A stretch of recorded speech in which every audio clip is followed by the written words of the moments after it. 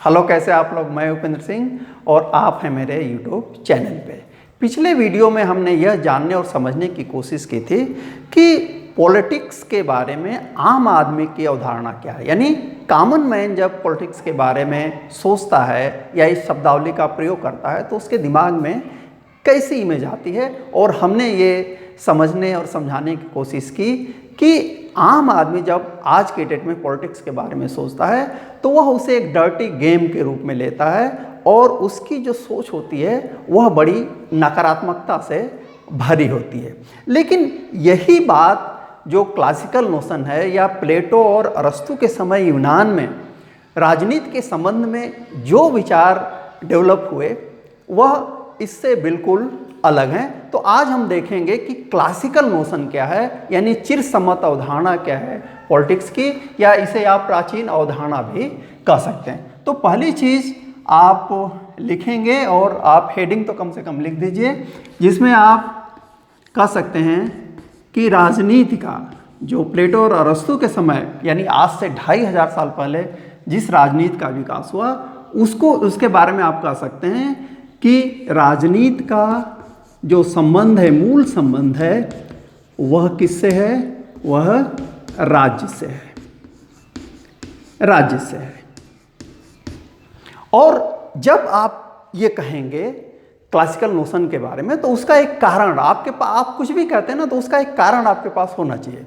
और जब हम इस चीज़ को देखेंगे तो हम जानते हैं कि जो मूल शब्द है वह है पोलिस, और इस पोलिस से ही दोनों चीज़ें आई हैं। एक तो स्टेट आया है, उस समय इसको सिटी स्टेट कहा जाता था, और दूसरी तरफ पॉलिटिक्स या पॉलिटिकल साइंस या पॉलिटिकल, ये सारे जो शब्द हैं वह पोलिस से आए हुए हैं। और जब पोलिस का मतलब स्टेट होता है तो जाहिर सी बात है दोनों एक ही शब्द से जब विकसित हुए हैं तो पॉलिटिक्स का संबंध किससे हो गया?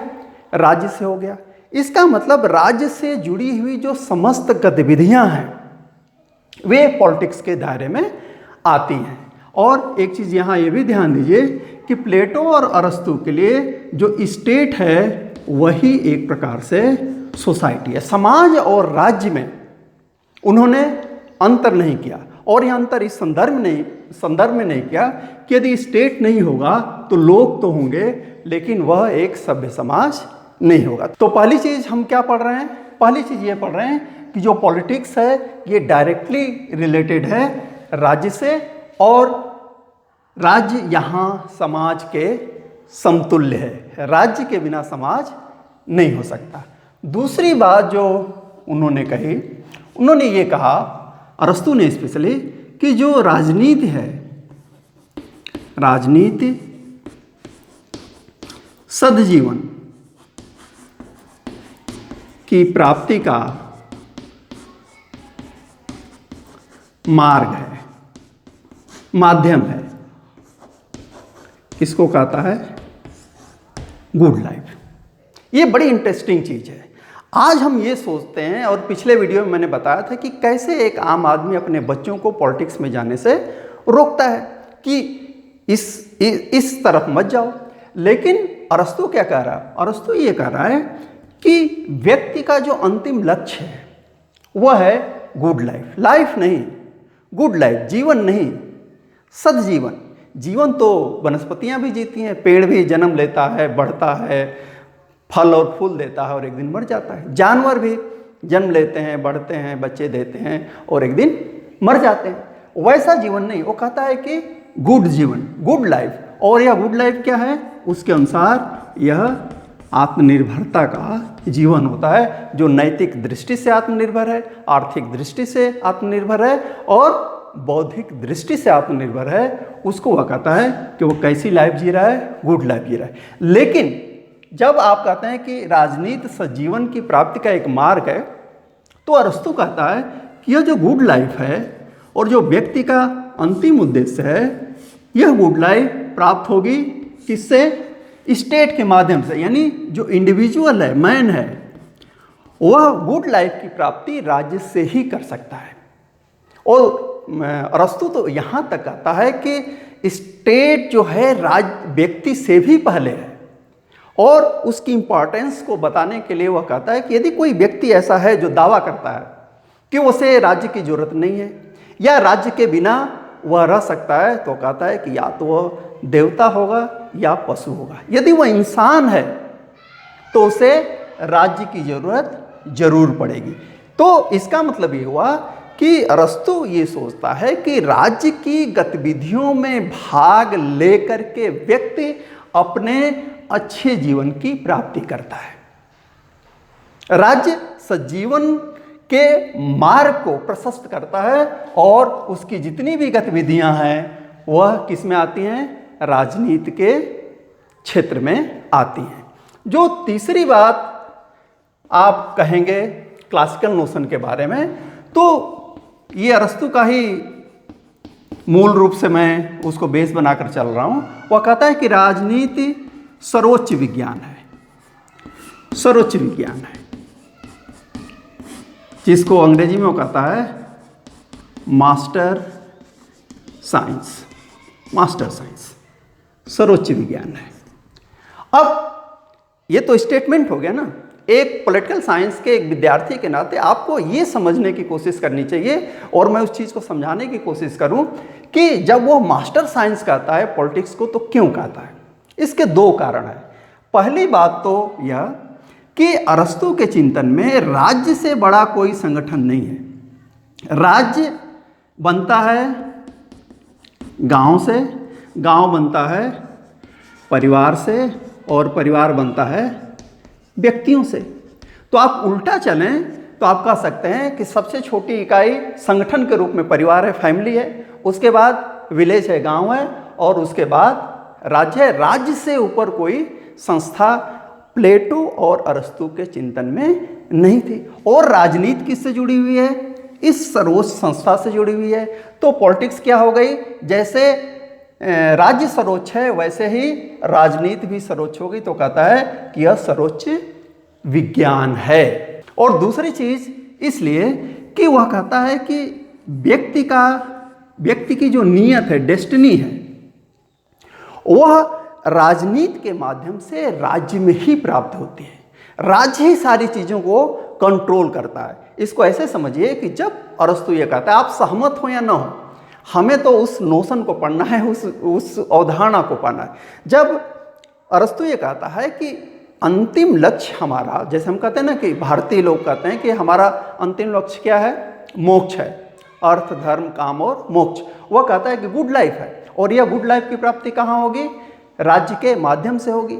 और राज्य से जुड़ी हुई हर गतिविधि क्या है? राजनीति है। इसका मतलब कि यदि राज्य चाहे तो हो सकता है ना कि आपको या व्यक्तियों को किसी समूह को राजनीति में भाग लेने से रोक दे। तो बिना राजनीति में, यानी जब आप एक नागरिक के रूप में व्यवहार करते हैं किसी समाज, किसी राज्य में, तब आप गुड लाइफ जीते हैं। तो राज्य रोक सकता है ना। इसलिए वह कहता है कि आपकी जो नियति है गुड लाइफ की, वह कैसे कहाँ प्राप्त होगी? राज्य में प्राप्त होगी, राजनीति के माध्यम से प्राप्त होगी। तो यह सर्वोच्च लक्ष्य है और यह सर्वोच्च संगठन है। तो राजनीति क्या हो गया? सर्वोच्च विज्ञान हो गया। चौथी चीज आप कह सकते हैं कि राजनीति का क्षेत्र जो क्लासिकल नोशन है उसमें बहुत व्यापक है। राजनीति का क्षेत्र बहुत व्यापक है। व्यापकता से क्या मतलब है? ध्यान रखिए कि प्लेटो और अरस्तु, यदि आपने उसकी किताब पॉलिटिक्स पढ़ी है, उसकी किताब का नाम भी क्या है? पॉलिटिक्स है। तो वह स्टेट में जो गतिविधियां होती हैं उसको भी पॉलिटिक्स कहता है, और उन गतिविधियों के अध्ययन को भी क्या कहता है? पॉलिटिक्स कहता है। लेकिन जब आप रिपब्लिक पढ़ेंगे या पॉलिटिक्स पढ़ेंगे तो आपको पता चलेगा कि उसमें परिवार के बारे में भी चर्चा है, यानी वहाँ समाजशास्त्र की बात हो रही है। वहाँ वह व्यापार की भी बात करता है, भूमि के वर्गीकरण की बात करता है, इसका मतलब इकोनॉमिक्स भी है। तो कहने का मतलब ये कि प्लेटो और अरस्तु के समय जो पॉलिटिक्स थी उसका जो स्कोप था वह बहुत व्यापक था। समाज के सारे संबंध और उन संबंधों के बारे में जो अध्ययन होता था वह पॉलिटिक्स के दायरे में आता था। परिवार के बारे में भी पॉलिटिक्स विचार करती थी, इकोनॉमिक्स के बारे में भी पॉलिटिक्स विचार करते थे, जो कल्चर है उसके बारे में, शिक्षा की पूरी प्रणाली प्लेटो के यहाँ भी है और अरस्तु के यहाँ भी है। वो सारी चीज़ों पर, चिकित्सा शास्त्र पे, भोजन शास्त्र पे, संगीत पे, सब पे, यानी कि पॉलिटिक्स वहाँ पे एक ऐसे विषय के रूप में है जिसमें सभी अन्य विषय सम्मिलित हो जाते हैं। इसलिए हम कहेंगे कि उसका कार्य, उसका जो स्कोप है, विषय क्षेत्र है, बहुत व्यापक है। लेकिन इसके विपरीत उस समय जो राजनीति थी, राजनीति में भाग लेने वालों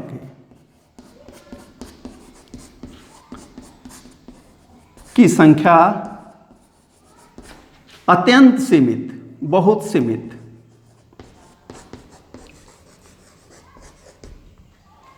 दोनों अपोजिट हैं। उसका जो स्कोप है, यानी जो दायरा है, वो बहुत व्यापक है। सारे संबंध और सारे विषय उसमें आ जाते हैं, चाहे वो पति पत्नी के संबंध हो, या पिता पुत्र के संबंध हो, या स्वामी दास के संबंध हो, या गांव के बारे में हो। लेकिन उसमें जो सहभागिता थी, यानी पॉलिटिक्स में भाग लेने वाले जो लोग थे, उनकी संख्या बहुत कम थी। ध्यान रखिए कि अरस्तु सैद्धांतिक रूप से भी ये बात कहता है कि महिलाएं पॉलिटिक्स में नहीं आ सकती, एक गतिविधि के रूप में जब वो बात करता है। तो बच्चे और बूढ़े नहीं आएंगे, विदेशी तो कहीं भी नहीं आ सकते हैं। तो एक प्रकार से उस समय एथेंस की जो जनसंख्या थी वह 4.5 लाख के आसपास थी। यदि महिलाओं को पूरा बाहर कर दो, बच्चे तो आज भी बाहर हैं, उसने जो वृद्ध हैं उनको भी बाहर किया। आज आपके यहाँ कोई 90 साल का व्यक्ति हो, वह भी वोट दे सकता है, वह भी सरपंच बन सकता है, वह भी प्रधानमंत्री राष्ट्रपति बन सकता है। लेकिन अरस्तु कहता है कि नहीं, बूढ़े लोग भी इसमें नहीं आएंगे। तो कुल मिलाकर यदि आप छांटते जाएं तो 10 से 20 हजार लोग ही ऐसे थे जो उस समय, प्लेटो और अरस्तु के समय, उस पॉलिटिक्स में भाग लेते थे। यानी 4.5 लाख लोगों में से मुश्किल से 10 से 20 हजार लोग। इसलिए हम कहते हैं कि वो क्या थी, वह बहुत लिमिटेड थी, वहाँ जन सहभागिता नहीं थी। आज हम जिस डेमोक्रेसी में हैं उसमें पीपल पार्टिसिपेशन सबसे महत्वपूर्ण है। और आप जानते हैं कि आज की डेट में भारत में 90 करोड़ के आसपास तो मतदाता हैं। मैं सच कहता हूँ, यदि प्लेटो और अरस्तु कहीं ये सुन लें, पढ़ लें, तो उनको तो मूर्छा आ जाएगी, वो बेहोश हो जाएंगे। इतनी बड़ी पॉपुलेशन की कल्पना न तो प्लेटो कर सकता था और न ही अरस्तु कर सकता था। हमको सिर्फ ये ध्यान रखना है कि उसका क्षेत्र तो बहुत व्यापक था, सारे विषय और सारे संबंध आते थे, लेकिन उसमें भाग लेने वालों की संख्या बहुत कम थी। ये पीपल पार्टिसिपेशन बढ़ता है जो आधुनिक राजनीति की अवधारणा आती है उसमें, तो उसको भी हम कभी देखेंगे। तो ये था पॉलिटिक्स की चिरसम्मत अवधारणा या प्राचीन अवधारणा, कुछ भी पूछे आपको यही लिखना है, जिसे अंग्रेजी में हम कहते हैं क्लासिकल नोशन। ध्यान का रखना है, यह प्लेटो और अरस्तु के समय यूनान की जो अवधारणा है उसको रिप्रेजेंट करती है। तो देखते रहिए, पढ़ते रहिए। Thank you very much.